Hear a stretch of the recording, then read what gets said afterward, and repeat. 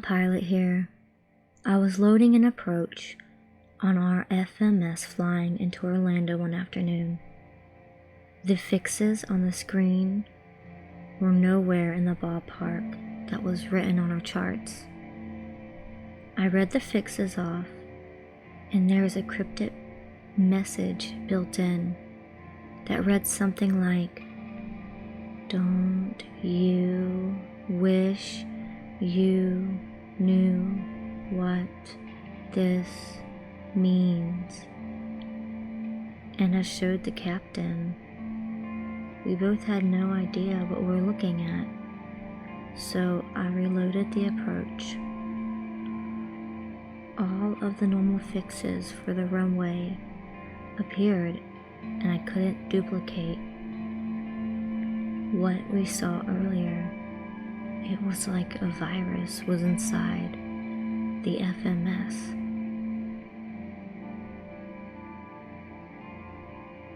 Career airline pilot in the United States. Creepiest thing that has ever happened to me was back when I was an instructor in Florida, and I was giving one of my students his first ever actual IMC flights. We were flying out of Sanford, Florida, and the weather was pretty crappy for someone who's allowed to fly by sole reference to the instruments inside of the clouds.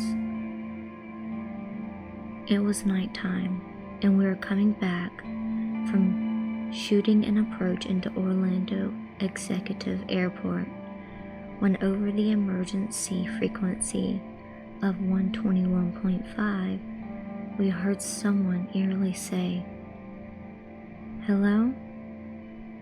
Again and again. I tried to talk to the voice, but got no response.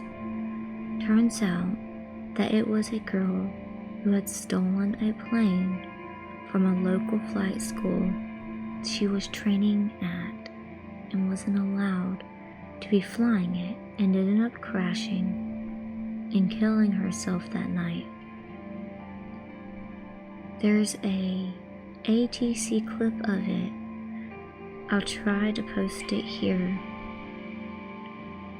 You can hear Daytona, or maybe New Smyrna, trying to talk to her, and then nothing.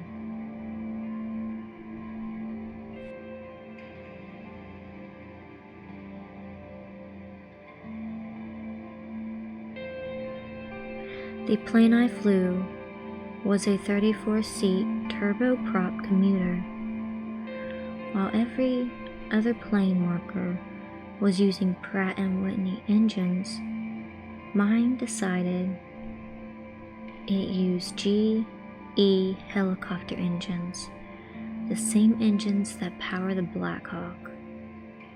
These engines had a feature called a rollback. If you were flying in slushy conditions and a little below freezing, they had a habit of occasionally shutting down. It was just for a second, and they would immediately relight, but it would make a loud bang and flash, give a little kick, and light up some indications in the cockpit. More interesting was the static of St. Elmo's fire. The plane got a little odd around that electricity in thunderstorms. First, you have to have a radar to fly an airliner near thunderstorms. Ours worked pretty good. That is until you get it covered with ice, and there's a lot of ice in thunderstorms. The static on the windshield was pretty cool. It looks like a plasma ball that we've all seen. Not too crazy. People call that St. Elmo's fire. But it's not. I've had real St. Elmo's fire on my plane, and it was pretty spooky. We were maybe 10 minutes from landing, and we had been dodging storms all night. We were coming into the clear near the airport and had one last cloud to go through. As we entered the last cloud, the nose of the plane lit up like Rudolph's nose, but it was a hard magenta like you see in the northern lights sometimes. It looked like we had a magenta spotlight shining on our nose. It lit the cloud up in front of us quite a bit, and then it was gone. I never saw that before, and I didn't want to see it again.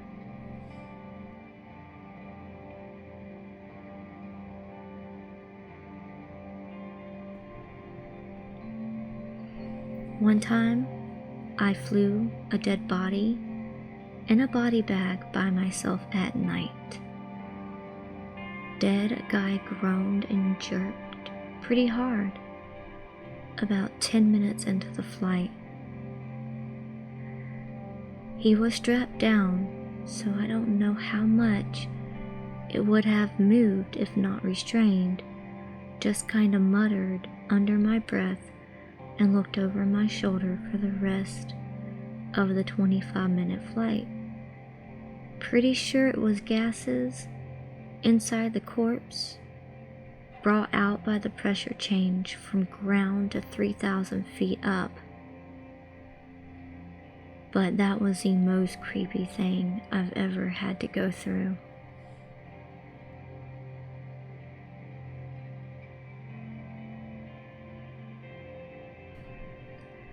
My father was approaching a small airfield where he was going to land. He started beginning his approach. The tower called him, and they had a strange radar echo by the end of the runway and asked him if he could check it out. As he approached, he saw a gray sphere just hanging there, a few hundred meters off the ground. No markings, no visible features, no activity on the ground below it. He moved closer to it. When it suddenly takes off straight up in the air, he tries to give chase. His plane is a nimble aircraft, and with little fuel and no payload, it will climb fast, really fast, but he couldn't match its rate of climb by far. He was completely sure it wasn't a balloon, and it climbed way faster than a balloon. The tower saw it climb as well, and while I don't remember any numbers, the rate of the climb was akin to a modern jet fighter. As it had no features, it was difficult to estimate its size, but he guessed around 10 to 15 meters. Neither he nor I would call it a UFO, but it clearly was an unidentified flying object. But until this day, we have no idea truly what it was.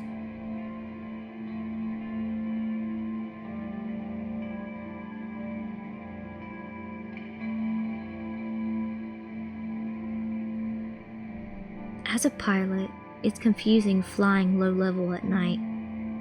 It was a clear night, so no chance of lightning. The sky kept flashing really bright though. No movement in it. It was just a bright light. It wasn't a meteorite shower or anything. It took almost an hour to figure out that it was fireworks in the distance.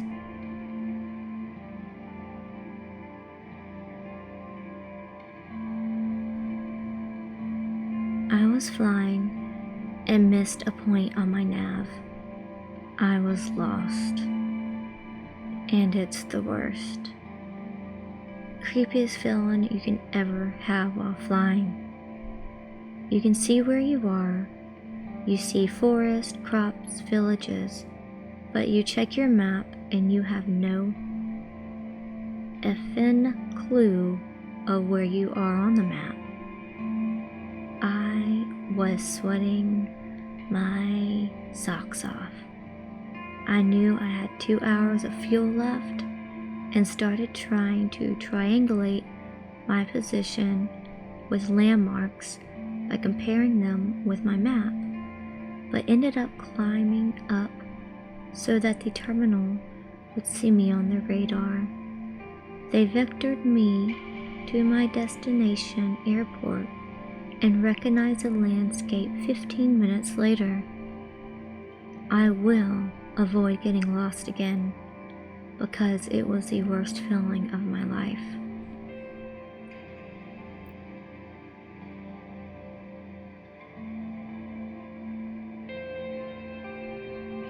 December 1993, I was in the right seat of a Cessna Centurion, my dad in the left seat.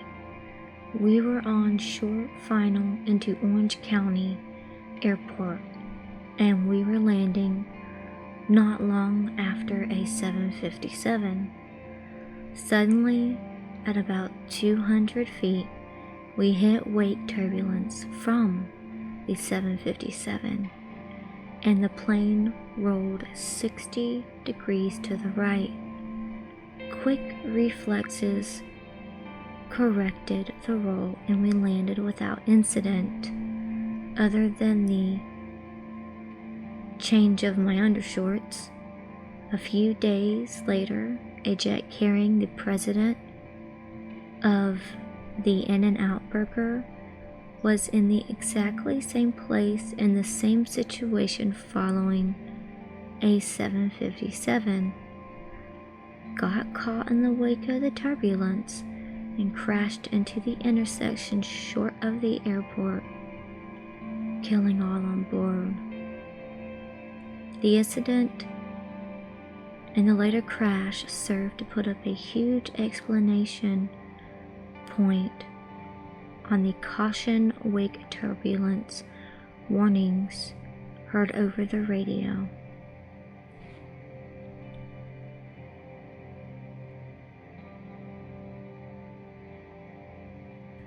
Mine is from many, many years ago when I was a student pilot. I was 14. I had about 15 hours done and getting close to soloing for the first time, but still had a few hours and more landings to practice. I was doing some basics and getting ready to come back with my instructor to practice some touch and goes for a bit. Coming back through, we had to pass through DTW's Bravo airspace, and we needed the permission to go through it. A few minutes before I was about to call for permission, my instructor got really quiet. I looked over at him and he looked really bad. I thought he was going to puke, so looking for a bag, but then I noticed he wasn't breathing. I figured out where I am at the call-up DTW approach, and I declare a medical emergency and that my instructor was not breathing. I also told them I am a student and never landed on my own before, and never in a large airport. Detroit Approach was amazing at helping me. They gave me an option for DTW or Willow, but Willow would have added a good 15 to 10 minutes since I was coming in from the southeast.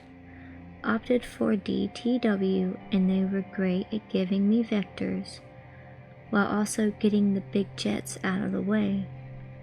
I remember hearing them tell several planes to go around and several more into a hold. Anyway, did my approach and made the most butter smooth landing I have ever made in my life, even till this day. Ambulance was right there on the taxi waiting for me. Turns out, my instructor, who was only 25, had a heart attack. He ended up being okay. All in all, from first call to him in the ambulance was less than 10 minutes, thanks to ATC and DTW Tower.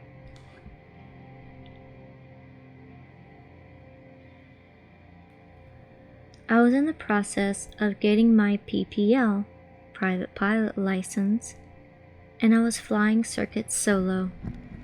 Before I took off, the CFO of the flight school asked me if I was sure it was a good idea to fly. It's pretty windy. I was flying a Cessna 152 on a day with the wind pushing 15 kiloknots and turbulence around 20. I honestly don't know what I or anyone at the flight school was thinking letting me, a 16-year-old, take off. Anyways, a few bumpy circuits go by and no problem. I actually get some great practice landing in turbulence. So the last circuit of the day, I was on my final flaps doing the absolute minimum speed for approach in the 152, not taking anything into consideration that the air is super turbulent. For those who don't know, when it's bumpy, you should be going a little faster on approach than usual. Anyways, I'm quite close to the ground, maybe 300 to 400 feet, and I can hear the wind howling over the sound of the engine. Suddenly, no wind. I had just lost 15 to 20 kiloknots of almost direct headwind to final approach with absolutely no airspeed to spare. I remember my shirt sleeve looked like they were inflating, and the plane's stall warning started screaming at me. The controls became totally useless, like a limp computer joystick. Thankfully, I had my hand on the throttle, like my instructor taught me, and for whatever instinctual reason, I gently pushed the throttle all the way and slightly lowered the nose. All of this took place in the span of 5 seconds. I remember what I did, but not thinking about doing it. It was like when you're on a drive somewhere and you suddenly realize you've arrived without remember driving.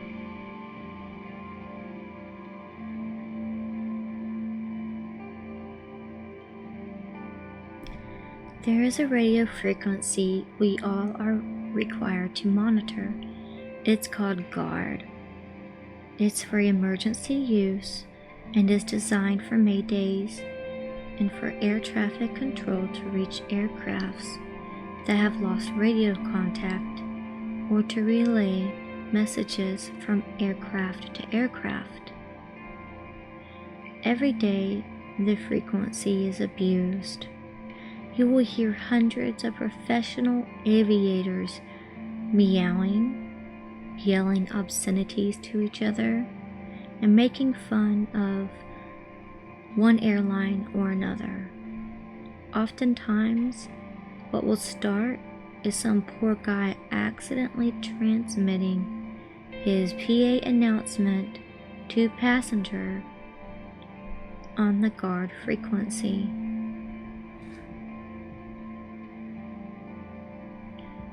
I took my 2 brothers and 2 cousins up for a short sightseeing flight one morning. I knew there was some weather coming in, so I wanted to get it over quickly.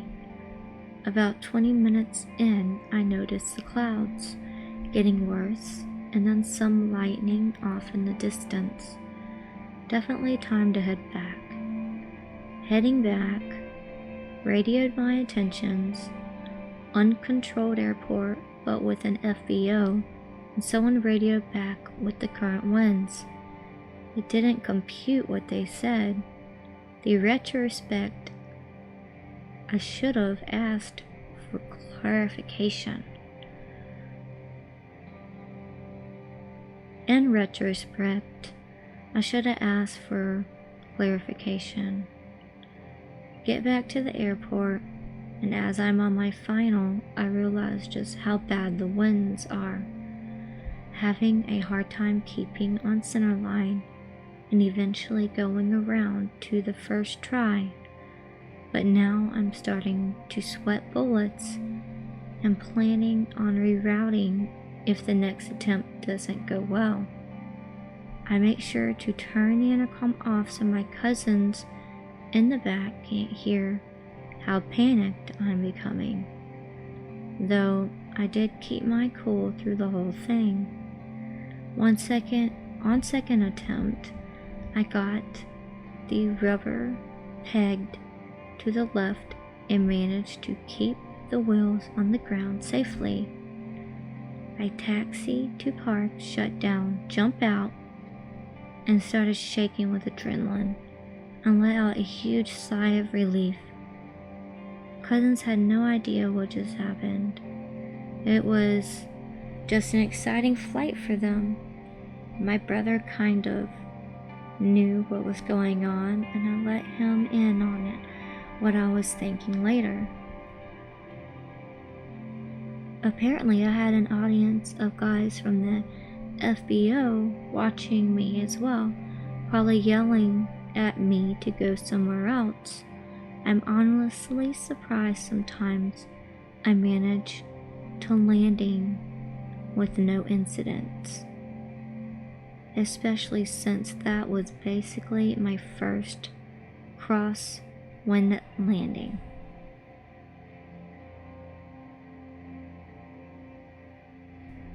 I was a C-141 navigator for my first Air Force assignment. We were flying a group of families moving back to the US from Japan. As we were in the approach at Travis Air Force Base, we had a massive multi-bird strike. It sounded like the world was ending inside the cockpit. It was so loud, shattered glass that was coated in blood and feathers. You name it. Flight controls were fine, but we declared an IFE and the co-pilot could see well enough out the window to land. And I and the FE were over his shoulder to help spot whoever we could, and we landed without incident. The passengers deplaned and even complimented us on the great flight. I will never forget the right side of the passenger bus driving away and the look of horror on those people's faces when they saw what the front of that airplane looked like.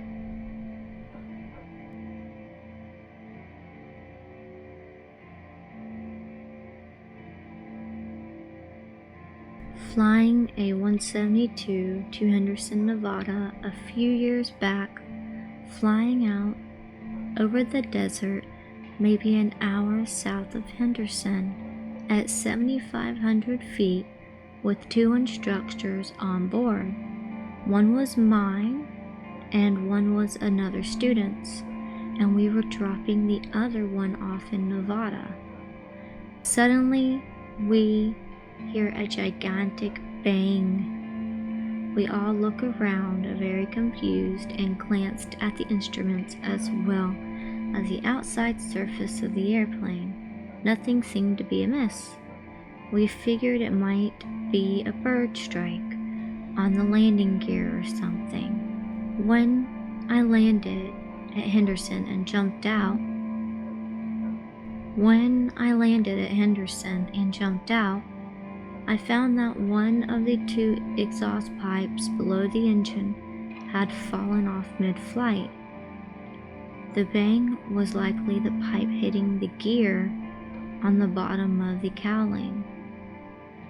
Spooked us all because those exhaust gases could have very well easily leaked into the cabin and incapacitated all of us. The exhaust pipe was broken off while into the cowling, so we decided to call for someone else to come to get my instructor. And because we weren't thrilled with the idea of having a carbon monoxide poisoning situation, anyone happens to find a 172 exhaust pipe in the desert south of Henderson, tell it I said hi.